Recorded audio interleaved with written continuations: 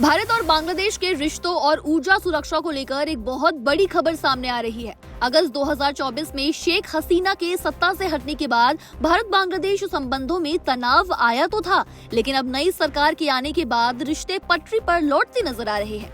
एक तरफ जहां पश्चिम एशिया यानी कहे मिडिल ईस्ट में छिड़े युद्ध ने पूरी दुनिया की तेल और गैस सप्लाई चेन को हिलाकर रख दिया है, वहीं दूसरी तरफ भारत ने अपने पड़ोसी देश बांग्लादेश के लिए संकट मोचक की भूमिका निभाई है।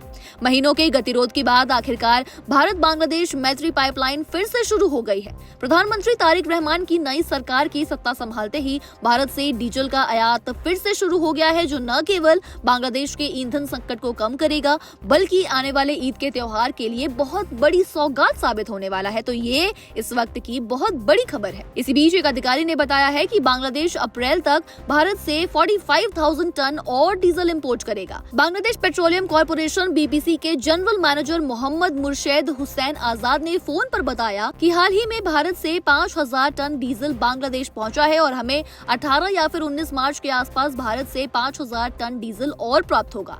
हमें भारत से और 40,000 टन डीजल आयात करने का प्रस्ताव मिला है। प्रक्रियात्मक कार्य पूरा होने के बाद यानी एलसी खोलने और बाकी फॉर्मेलिटीज के बाद ये 40,000 टन डीजल भी अप्रैल तक बांग्लादेश पहुंच जाएगा। महीनों के तनाव और राजनीतिक उथल पुथल के बाद आखिरकार भारत बांग्लादेश मैत्री पाइपलाइन के जरिए डीजल की सप्लाई फिर से शुरू हो गई है।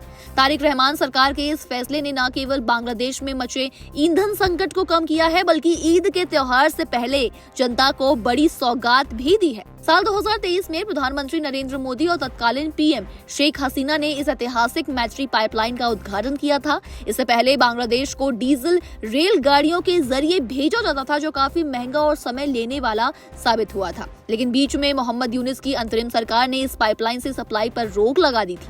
अब चुनाव के बाद जब प्रधानमंत्री तारिक रहमान की सरकार सत्ता में आई है तो रिश्तों में जमी बर्फ पिघलती नजर आ रही है और 5,000 टन डीजल का आयात फिर से शुरू हो गया है।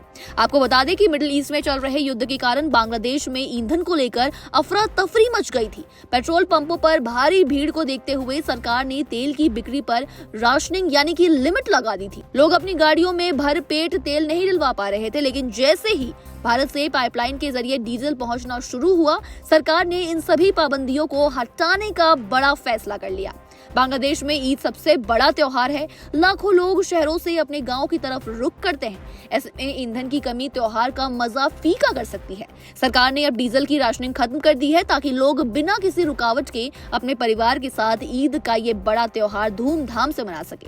आपको बताते चले कि मिडिल ईस्ट में बढ़ते तनाव ने एक बार फिर से दुनिया का ध्यान हॉर्मुज स्ट्रेट की तरफ खींचा है। ईरान ने हाल ही में इस जरूरी समुद्री रास्ते से शिपिंग पर रोक लगाने की घोषणा की, जिसके बाद पूरी दुनिया में तेल की कमी की चिंता बढ़ती नजर आई है। भारत जैसे देशों के लिए ये स्थिति काफी ज्यादा चिंताजनक है और वो इसलिए क्योंकि भारत को भेजा जाने वाला लगभग 2.6 मिलियन बैरल कच्चा तेल हर दिन इसी रास्ते की तरफ से गुजरता है।